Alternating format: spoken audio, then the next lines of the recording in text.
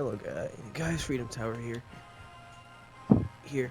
Today I'm going to be making a video basically as a tutorial on mostly in the leadership role. I'll be covering the basics, such as what each of the roles do, as well as what you should be doing with each of the roles. So primarily I'm mostly playing on console, as you can see, because they dropped the update where we finally have a server browser. So for now we're going to find a empty server. Now it doesn't matter which one. We'll just do this one. That one requires a password.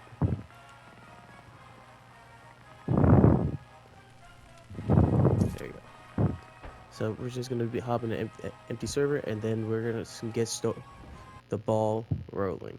Now for anyone out there, I do recommend, if you're just starting this game, I would recommend try out the shooting range to get a feel of the game, the feel of the classes, and so forth. Now the first thing first we're going to be covering is the commander role. By far I spend a lot of time playing the commander role. It is not easy, and not fun depending on the teammates you have. So Yavi here, we're gonna get started and go with the obvious. The commander's job is basically always provide us with garrisons and as well as support with both your infantry and or your tank crewmen. As the commander, you're gonna be checking your map continuously all the time. The reason why you're gonna do that is just so you have a grasp of what's going on in the battlefield at all times. A good now you have different ways you play commander. You can stay in your line. You could do that, but this also creates a little issue as well, where you're not gonna be able to get garrisons up as need be, and as well as you're gonna have to rely on your squad leaders to be able to utilize to get garrisons up on certain points. And in a public game, a regular game like this, that's not always the case, because most of the time your squad leader or your spotter or whoever would run right past the supplies you just dropped for them. So when it comes to Hell Let Loose overall, you have two different game modes. Well, you can say three, but it's primarily two. Your two game modes are Warfare, which is, you can see in the map, each side will have 2 points in control, and they will have a neutral point that's in the middle that will be uncaptured, and the other team will also have 2 points that's locked and under their control. So the whole point of Warfare is pretty much conquest. It's a tug of war in a sense. So my job as a commander is to strategically place my garrisons, so that way my guys can be able to, like for instance, like most of the time, players would set their garrisons literally right on this line, so that way they keep flowing into the point. Now, what I keep constantly seeing over and over again every time I would play Warfare, is that players would set garrisons way out in the back. Don't do that. Do not do that. Unless the point is here, and our point is here, I completely understand that, so we get a defensive garrison. But most cases, that's not the case. So, for now, we're just going to go over the meat and potatoes and just get this started. So right now, I'm just going to hop on this truck and show you over. Actually, no, I'm going to get a supply truck up here. So when it comes to playing commander, obviously you have the ability to call in all these orders, they call it here. That's why when you play play a match, the commander will always hassle the squad leads to have their engineers build nodes. The reason for that is because of the top right here. The max set of nodes you can have is 3 manpower, 3 munitions, 3 fuel. What these 3 do is have a different ability on what they do. For instance, manpower will cover the top section, which is such as airheads, getting rid of garrisons, reinforce, which need force, and as well as encourage. I'll be going over what each of these things do later on. But we also have munitions. Munitions is pretty straightforward. It's pretty self-explanatory. This is what you're mostly gonna be using most of the time. This is what artillery is gonna be using. Your AT guns are gonna be using up. You're gonna be using these a lot, all the time, especially your supply drop. Now, for your supply drop, right? It's very important to coordinate with your squad leads or your spotter, or hell, even if you have to, you can drop supplies on yourself. So now you can utilize these a lot, but however, there's a big drawback. Is the fact that they come from the sky. What that means is, if nothing is really going on, players can hear the aircraft flying overhead, and then of course the little parachute going in and floating down. For the Allies, it's a white parachute that has a little box floating down. For the British, it's the same thing as the Germans, but the only difference is they have a white parachute. But for the Germans, they have a red parachute with we'll call it a little rocket pod floating down. The British will also have the same thing.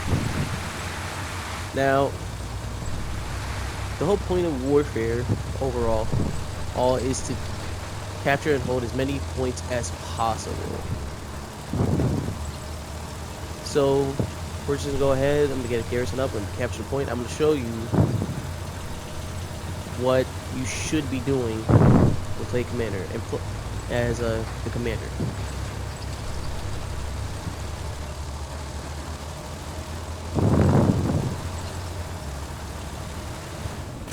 If my mic is a bit loud, I'm sorry about that. I've been trying to adjust it as much as I can. That way you guys don't need to be hearing my nasty ass fucking breath. So already we have a frontline garrison set up. It's not the best place, but it's a good spot just so our guys can flow into the map. Everyone that already has been playing Hellos for a long time already knows the whole point of a garrison. Garrisons that can act with two purposes. A constant spawn so players could, spawn inside the point. But, spawn in and get it back into the fight. But also, if you're playing against very smart players, sometimes they don't even spawn the garrison. They'll use the garrison as a little sensor, because when you are within 50 to 100 meters, correct me in the comments, I might say that wrong. When you're within range of garrisons, you'll start glowing up.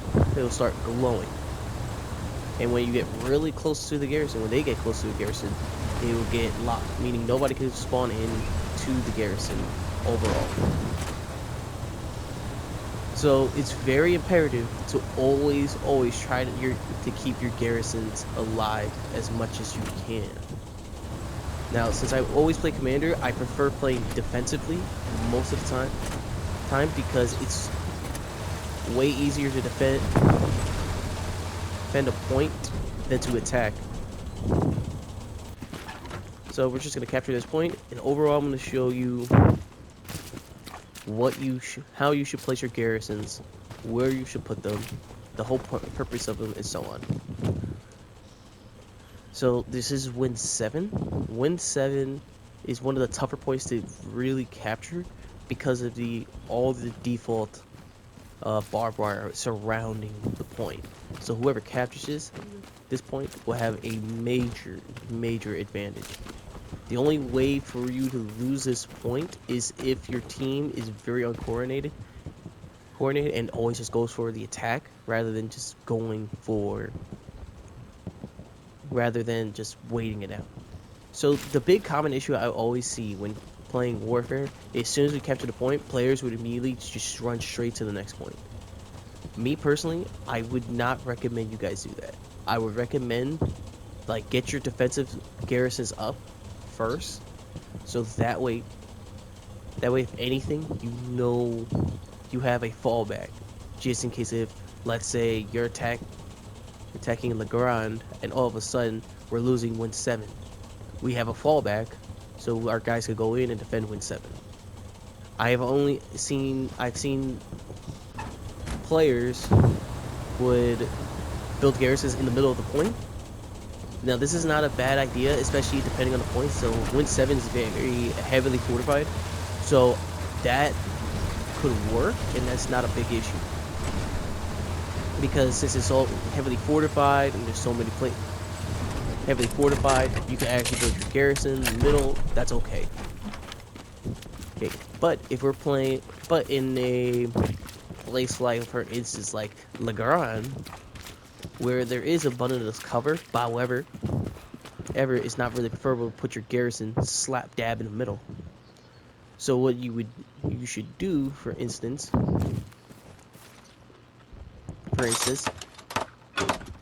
is not put it exactly inside the circle. You want to put it outside the circle. I played too many games where players would keeps thinking that going inside the circle means they're capturing the point. Not really. You are capturing the point. That means your capture rate is pretty much double, depending on how many bodies you have inside the circle. So for instance, like if I have 3 guys inside the circle, it doubles up to 6 capture points. If I only have 1, it's 2. If I have, for instance, let's use win 7 for example. If I only have 1 guy inside the circle, but 2 guys outside the circle, my guy, it'll just be contesting the entire time, even if that is just that 1 guy. So when playing Warfare overall, you don't exactly need to be inside the circle, as long as you're within the 4 grid squares of the map, which is here, here, here, and here. As long as you're within these 4 grid squares overall, you are actually capturing the point. As you can see, it'll show that I'm already inside the circle.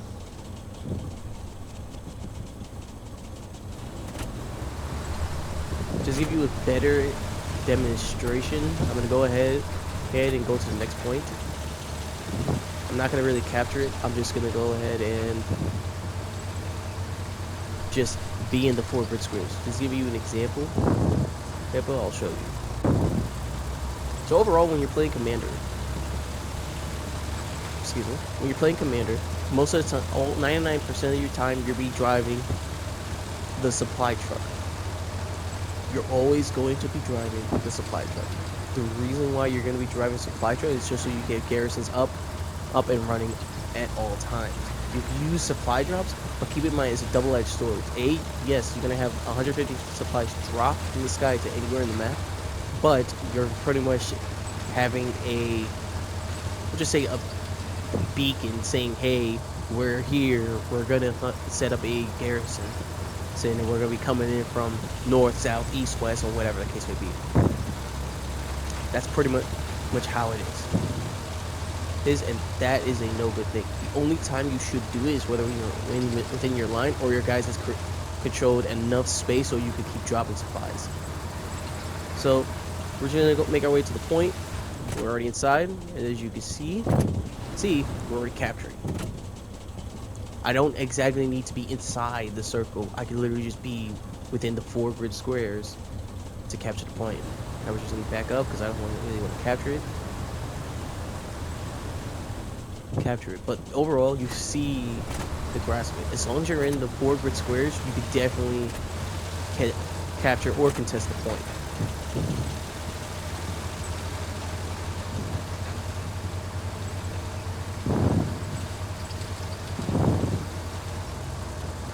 Now, overall, when it comes to building garrisons, right? So for instance, if I know that we already captured, if we captured Win 7, I don't need to really worry too much about my garrisons overall. However, I do want to have an idea of where these guys will be starting to push. So, for instance, I will have a garrison within each of the 4 grid squares, because I rather have a good flow of information for both myself, squad leads, and as well tankers, so that way we know what's going on, what's happening. So, for instance, I'm gonna go ahead and drive down back to Win 7. I'm gonna go ahead and build a garrison. Now, if you're a very experienced player, they know when building a garrison, it doesn't need to always be a spawn pick. It can act as pretty much a sensor, letting you know, hey, we have contact coming in from the north, like the northwest side of the point. So I'm gonna just go ahead and get garrison up right over here. Now the reason for this, because you have players spawn on this and also trying to like repel their attack as best they can. But if we can't and they're overrunning us, we already have the flow of information knowing, okay, these guys are going to be coming in from the northwest side. If we're in the middle, same principle. I want my garrison to be up the north, south, east, and west. So that way we know where they're going to be coming from, whether it's going to be enemy recon in our backline. That way we have that information. We know, okay, hey, we have enemy recon right behind us trying to pretty much take us apart. So overall, you're always going to be driving your supply truck all over the place. You want to make sure you always have spawns for your infantry to be doing it. The more garrisons you have, the better the chances you have of defending the point. Now, when it comes to communicating with squad leads, overall, all your squad leads should always be communicating with the commander.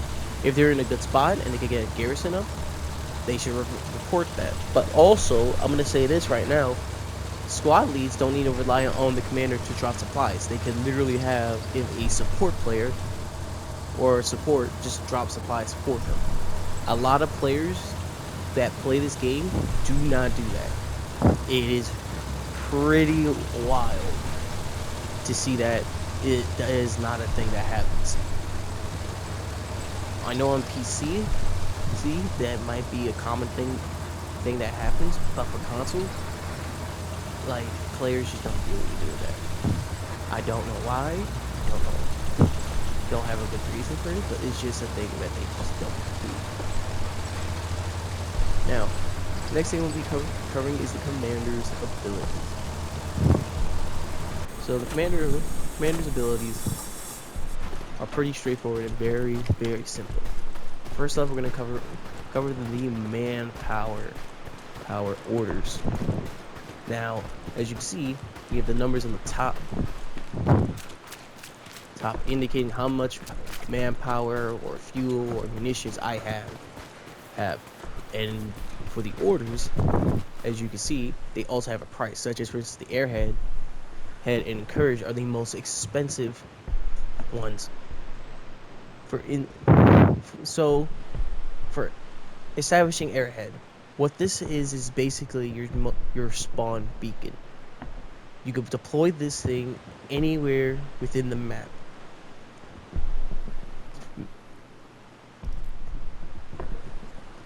Brother.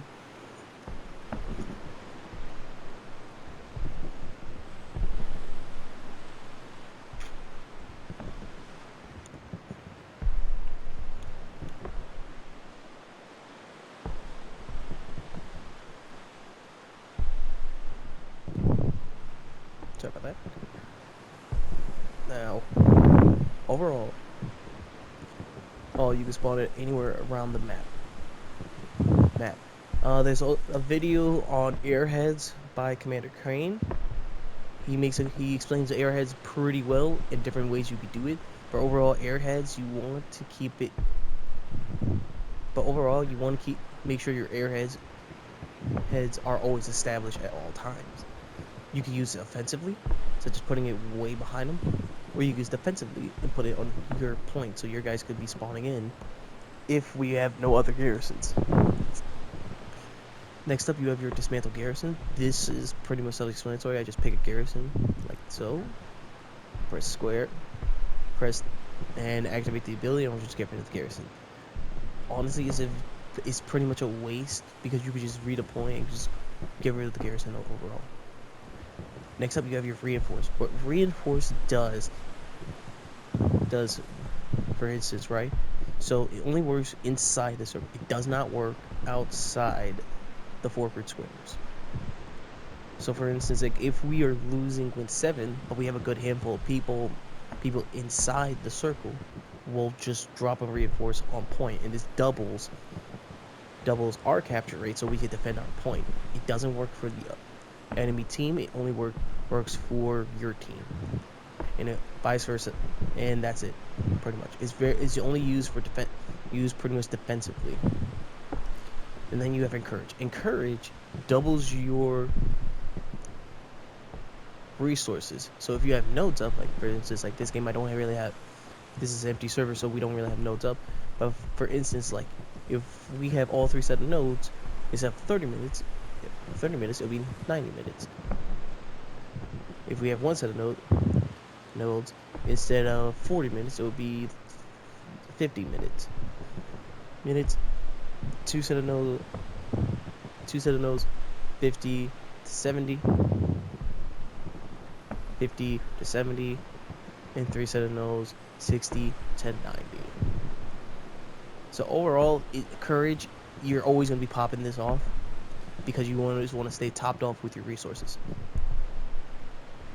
Now, next up, you also have your resources tabs on each of these. What this does is configures whatever it is you're configuring, such as, for instance, I'm configuring my, let's say, fuel. A lot of fuel anyways. Fuel for manpower. It'll take about 60 fuel and give 60 to my manpower. Same thing with munitions. It's the same principle. I'll just do that. And there we go. All this does is takes my resources for my manpower. For instance, I'll take 60 for my manpower and put 60 to my fuel. Vice versa for my munitions, 60 for my manpower to fuel. Now, next things up, this is the most common thing you're always going to be using constantly. You're going to be using munitions. Bombing runs, use it strategically. Don't just use it willy-nilly. Strafing runs, you most of the time want to use it defensively. In precision strike, you always want to make sure that the marks are very accurate. So, ammo drop, pretty straightforward. It's literally an ammo drop. Call it anywhere on the map. Call it down, and the same thing as supply drop. It'll just float down to the map. So we're just gonna wait it out. Out here, you always want to use your ammo drop if we're actually holding up for a hot minute, but a lot of players are running out of ammo, and so we're running out of ammo boxes. So it's very rare for squad leads to be asking for ammo boxes. But even when it happens, right, like as if it's flowing down right now, that's an ammo box. But we're gonna go back to the airhead. Now the ammo box has pretty much was a different build than the airhead. The airhead, on the other hand, is different. The only big difference is it's like they're both like a box, but the only difference is the airhead has a cloth to it. It's a little bit skinnier.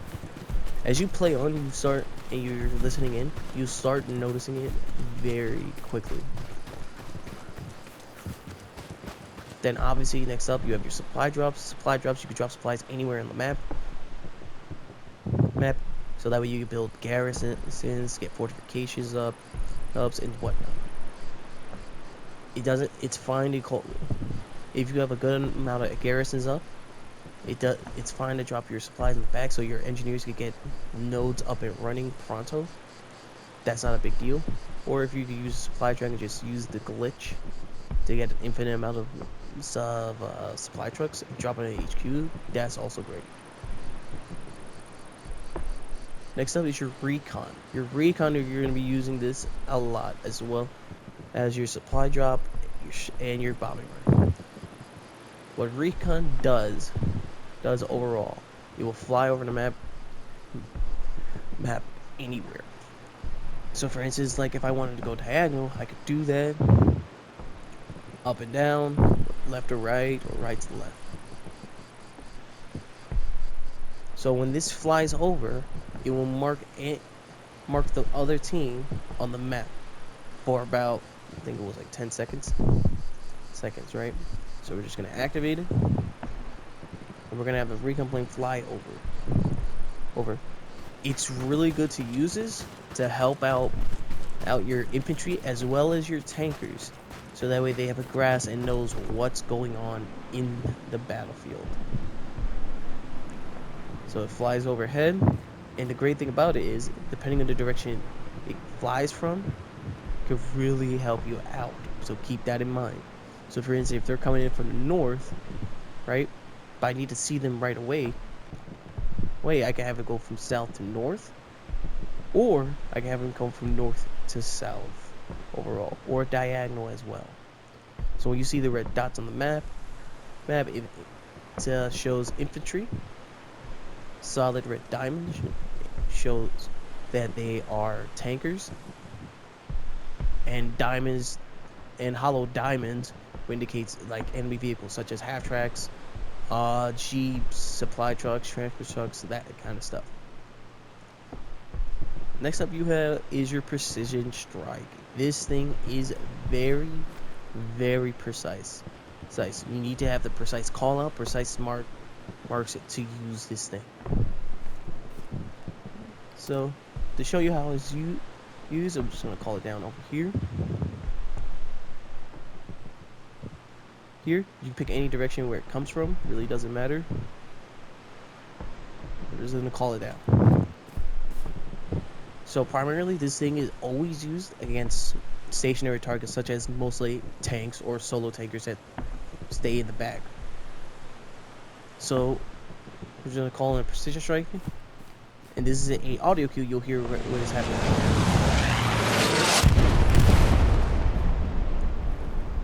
right there.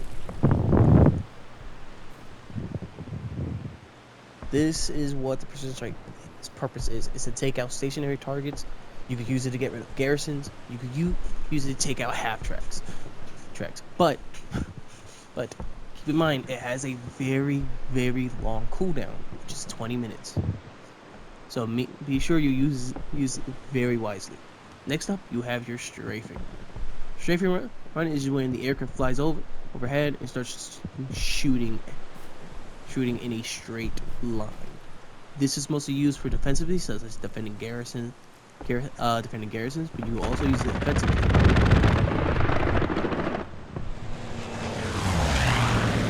You also use it offensively, such as for instance, like if we know that we have a line of infantry that are all stuck over here, I could just call in a strafing one to clear these guys out. It's not going to damage any tanks, but it's going to get the job done. And lastly, we have bombing run. This one is the most expensive. Ability to use. The whole point of a bombing run is it clears the way. It destroys everything in its path, but it depends on the direction you send it. You can send it literally anywhere in any direction. However, it's your placement. So for instance, placement. Most of the time you'll see players use the bombing run on the point, which is not really a bad idea. What the fuck is that? Oh, that was a truck. Anyways, they'll use it mostly on the point, which is not really the wrong thing to do. But there's nothing wrong when you're on the attack, and you use it on enemy fortifications, such as, for instance, if they're holding out in this little corner over here, you could just call in a bombing run to clear these guys out. Now, personally, what I usually do, I like my bombing run to walk its way in, rather than just putting it right on top of them like this. Because you don't want your bombing run to overextend a bit too much. To show you what it looks like, I'll gladly show you. Show you. It takes time for it to activate, but you will hear heavy engines in the sky, indicating a bombing run.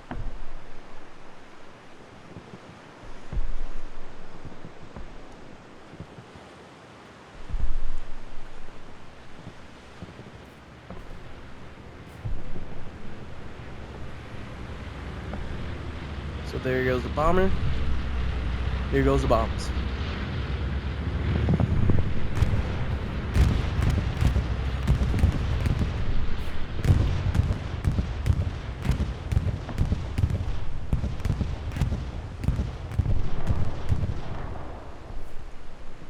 There you go. The purpose of the bombing run, you want to use it when you're defending defensively. You don't want to use it willy-nilly. If you see a high concentration of enemy forces, or if your recon will fly overhead and you spot, let's say, a garrison right over yonder, you see a cluster of infantry spawning there, for instance, you could just call in a bombing run to clear out that garrisons or to clear out the whole infantry push. Most of the combos to go with it is your recon plane. It's very recommended if your recon plane is available, use your recon plane first, because you want to have that information and know where these guys are. Now, next thing up, you have your vehicles. There is a wide variety of vehicles.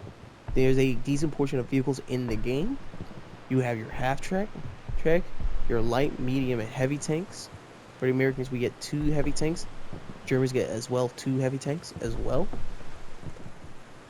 Your transport trucks, your supply trucks, and the Jeep and recon tanks. So the whole point is primarily for the tanks. The tanks are always going to be asking for tanks constantly, whether it's going to be on light, medium, heavy, and or recon. To use it, you have to go back to the HQ. Once it's green, you can place it there. Can't put it here on the point. You can't do that. You have to put it back on the HQ. So for instance, like if I want to spawn a recon tank in the middle, boom, it spawned in. We're going to go ahead and take a look. And there it is. Each of the spawns, HQ 1, 2, and 3, or we call it top, mid, or bottom. Or if the map is very vertical, left, middle, right. Tankers are going to be asking for these tanks a lot, but as a commander, if you check on the scoreboard, let's say you have like 2 tank squads. One's a 3-man, the other one's a 1-man. And the 1-man tank crew asks for a heavy.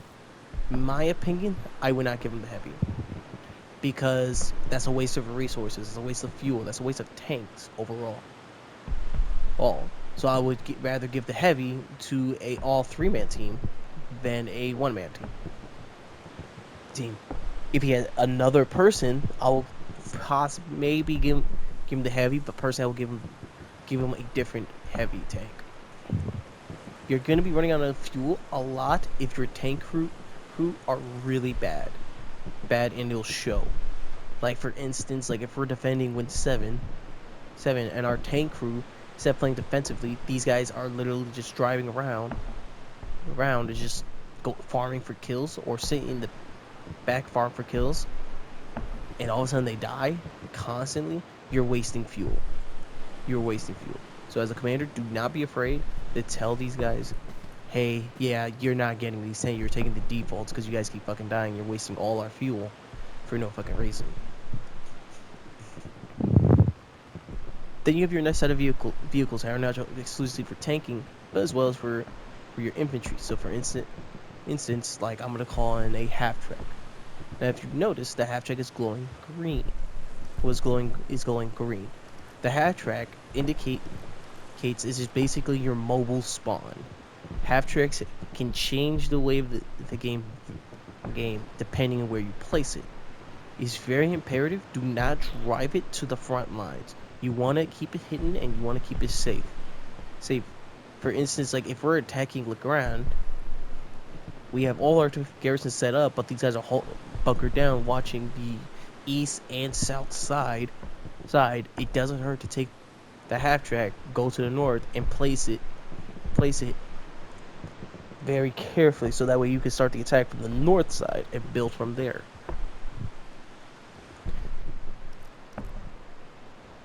When it comes to defensively, you can use it as a defensive garrison, defensive mobile garrison if you want so choose. For instance, like I've seen players take half track and put it in the middle of the point. That's not a bad idea. It works out.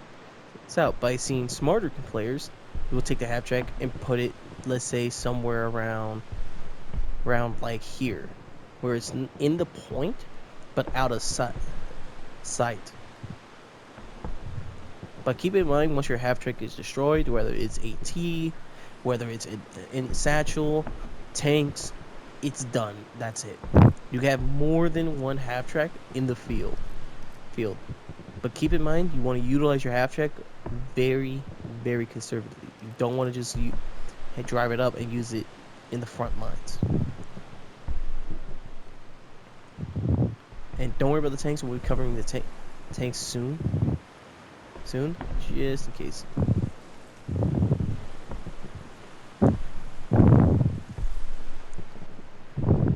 We'll be covering the tanks soon. Next up we have your transport vehicles, such as your transport truck and your supply truck. Your transport truck, rarely you're gonna be hearing about it, but most of the time you're gonna have your recon team asking for a supply truck and or a jeep. The reason for this, just so again these guys can go in their back line and get established and just cause trouble.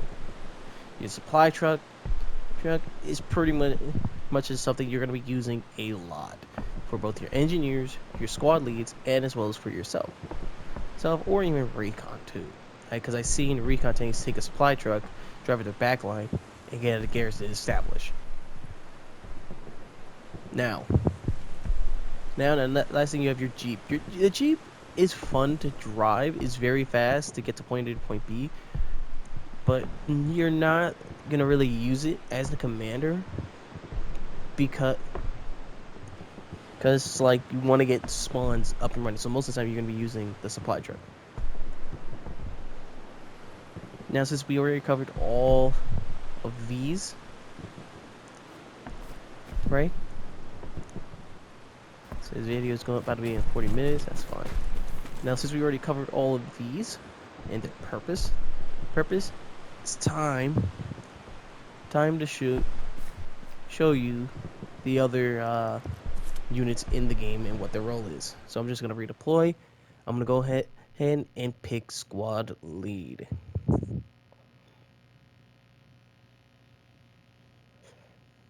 Now, keep in mind, when you're playing as the squad lead, you are the extension of the commander overall.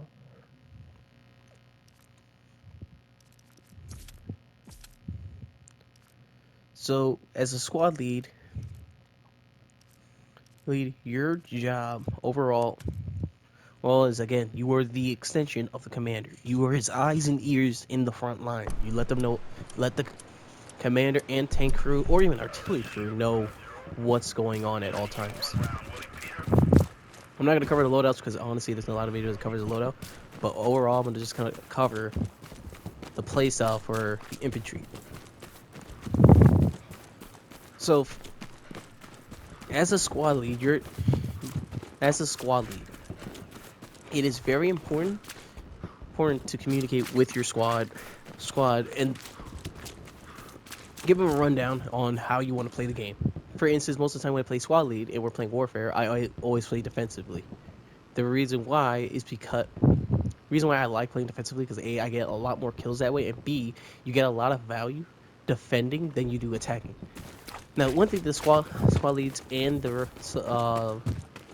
spotter is equipped with is OPs. Now, what OPs are overall, these are your spawns. Spawns for your squad and your squad only. However, OPs can also act as sensors as well. So as you see on the map, I already placed my OP down, and my squad can spawn on the OP. Now, you don't want to have your OP literally next to or a couple like meters away from your garrison. You never want to do that because A, that's free points, and B, you're pretty much leaving a paper trail on where your garrison is. So it's very imperative to keep your OP as far away from your garrison as possible, just so your garrison doesn't get taken out. Now, as soon as you put on your OP, you have to wait for the cooldown. Now, honestly, it's not a big deal because it goes by really fast, especially when you're in the midst of a firefight.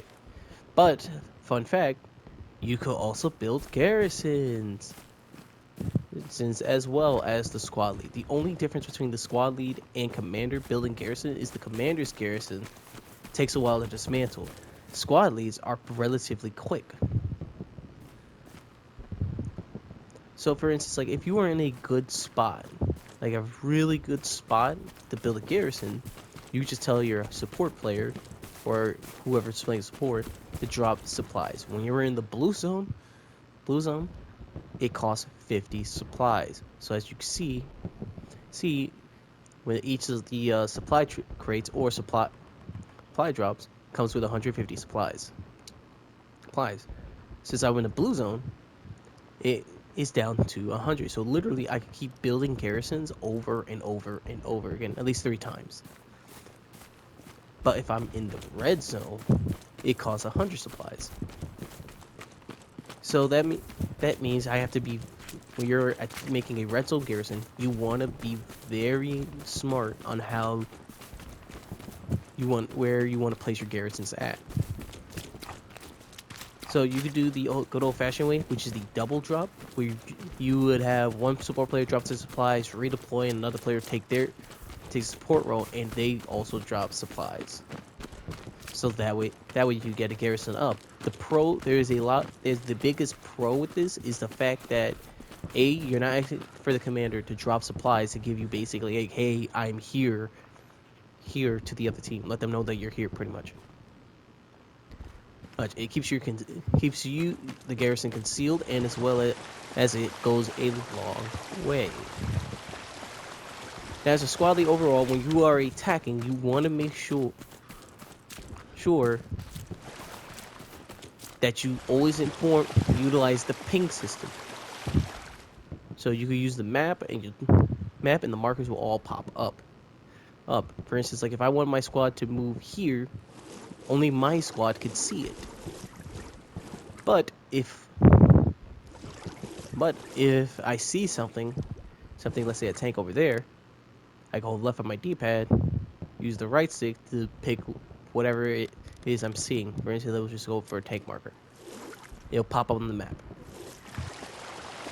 The reason why I say the squad lead is the eyes and ears of the front line for the commander is just so the commander knows what's going on in the game. Information is king. Information wins you games.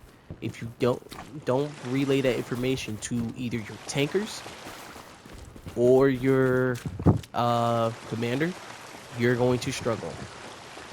There's so many games that I've played personally where there's rarely any pings, and it really hurts the role overall. But overall, the squad lead I do not recommend for newer players to get into. I would recommend you just play Rifleman then first, so you get a feel of the game and understand how the mechanics work. If you want to get into playing the squad lead, in my opinion, play the tank commander role.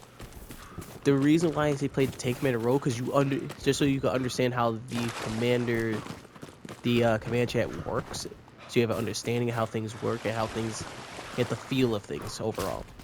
Then later on, you could play a squad lead, buck around with the tools in hand, and pretty much that's it. Actually, I'm already captured. I don't want to do that.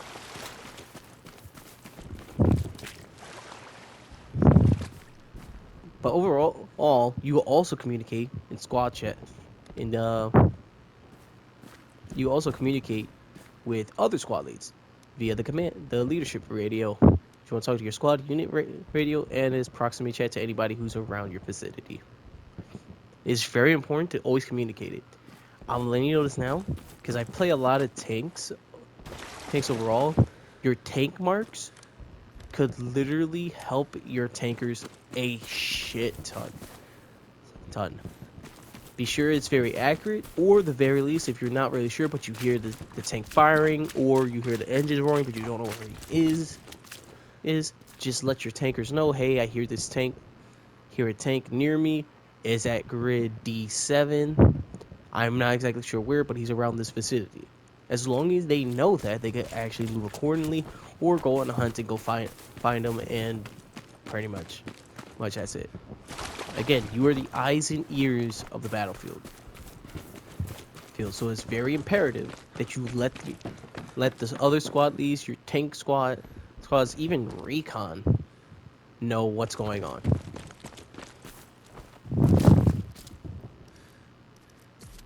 Now, next up, we're gonna we're going for the spotter, which is recon, everybody's favorite because of they have a sniper and they could have the ability to build their OPs pretty much anywhere.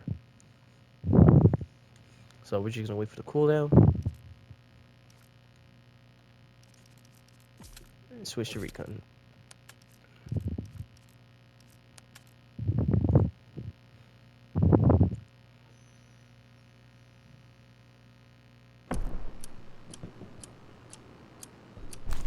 So as the spotter overall,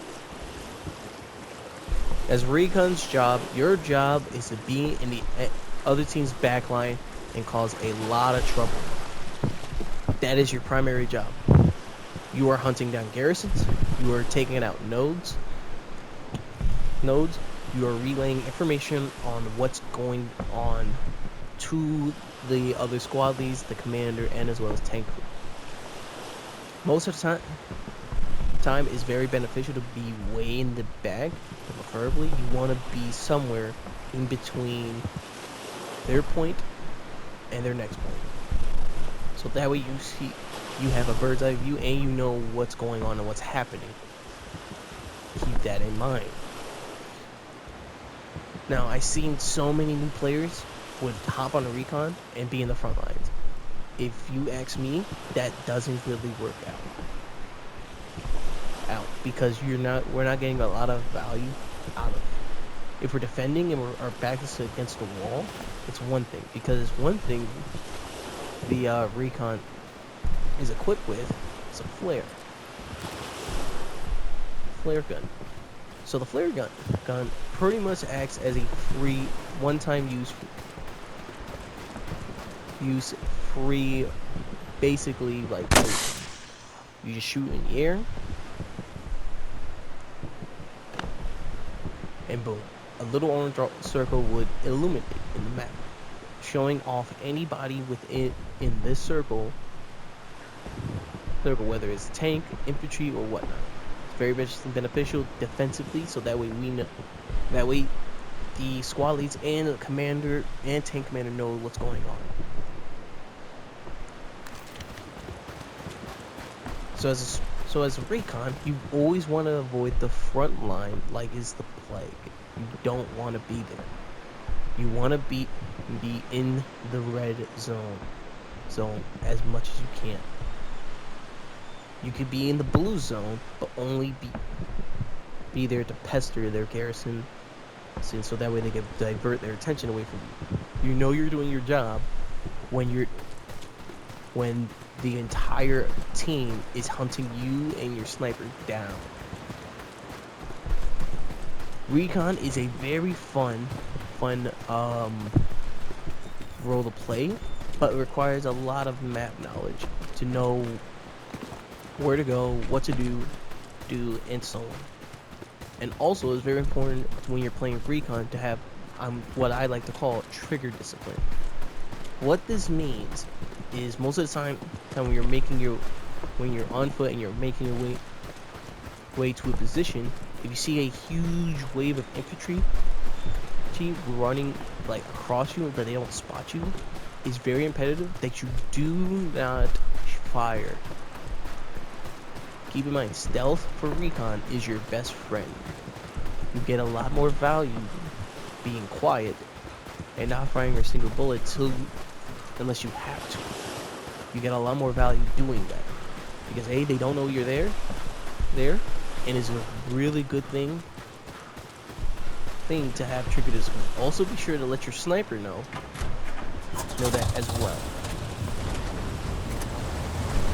because there are some cases where players who play recon they'll get trigger happy and just start shooting in the fucking abyss for no reason, and then they get killed and they even get OP set up. Do not do this. Stealth is your best friend. Pick and choose your battles very carefully, and you go a long way and get a lot of value doing this. Now, the special thing about recon is their OPs. Now, you may ask, like, what's the big deal about their OPs? He doesn't act like a regular OP, but you only have two guys, which is yourself and your sniper. That is correct. But however, the beautiful thing about recon is the fact that they could literally go deep within enemy lines. So OPs will only be set up for squad leads within 2 grid squares, which is basically 2 columns, which is C, D, or other, or if we're playing vertically, it could be, for instance, let's say like 5 or 6. That's as far as our OP could be built. But for recon, they could build it literally anywhere within the red zone. It doesn't matter where, doesn't matter where you could just build it. But it's very important to keep your OP alive as much as you can. Use it as a radar, as your little sensor if you have to. As a spotter, it is very important for you to stay alive. Because this helps you out. This would help you get a brand new OP setup, and not forget you can still continue what you're doing. Be sure to relay that to your sniper, your squad leads, and commander.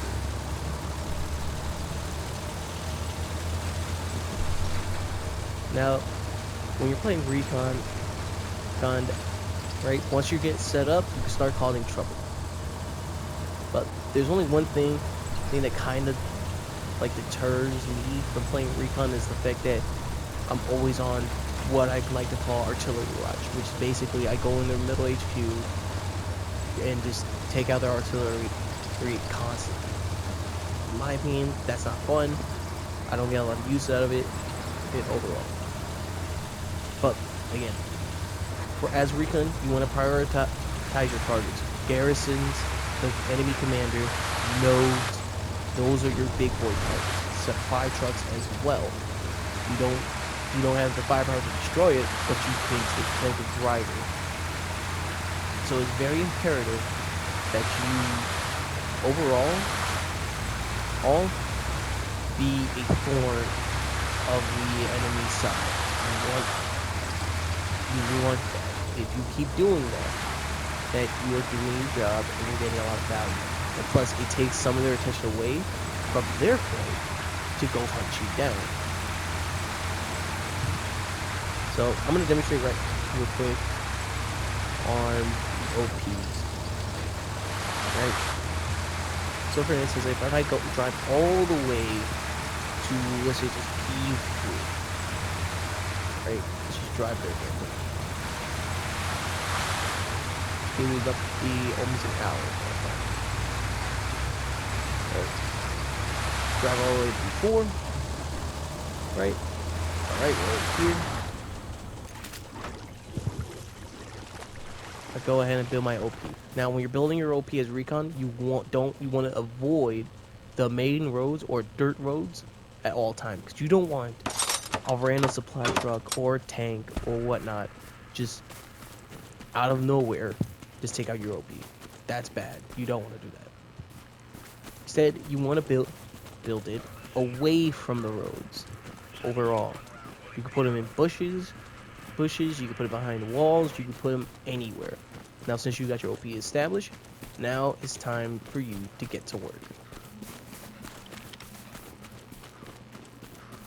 Now, this video is about to be long enough, so I'll make a brand new video covering the importance of tanking overall. Other than that, these are the major squads, command roles, and their purpose. It's very important you play your part just so you can succeed. Even if you don't win the game, but you really stall them, that's enough for you. But also keep in mind, it's in the name, you're recon. It shouldn't be a surprise. You're in their backline, you're providing a flow of information at all times, such as, for instance, like, hey, command, we have an enemy tank rolling in from their middle HQ, for example, right? Say, sweet, now your tankers know, the commander knows, the squad leads know. Now they're having let's say a heavy tank coming in from the middle HQ, or a light tank or a recon tank coming from top or bottom. As long as they have the information, as long as they know what's going on, you could get a lot. They could act accordingly. Now you could be a thorn on the enemy's side and just like keep killing them constantly, or you could just be the eyes in the back line, which is literally you pick a spot and just start calling out targets for your sniper as well as for your friendly artillery and whatnot. But overall, this is the commander's role. These are the leadership roles and their purposes. For the tank commander, I'm gonna make a separate video so that way you have an idea on what to do and how you should play them. I'll most likely gonna be in the shooting range so you can have a grasp on what's going on. But overall, this is the video for overall leadership roles and what their role is. I'm gonna make another video very shortly after this. So for now, this is Freedom Tower signing out.